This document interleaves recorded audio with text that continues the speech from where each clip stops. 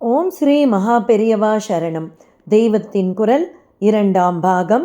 தலைப்பு வேத மதம். ஷடங்கங்கள். அத்தியாயம் 62. ஷடங்கங்கள்.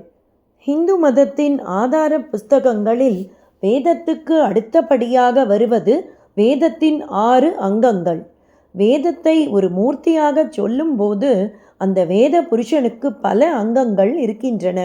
வாய், மூக்கு, கண், காது, கை, பாதம் என்ற 6 அங்கங்கள் இருக்கின்றன.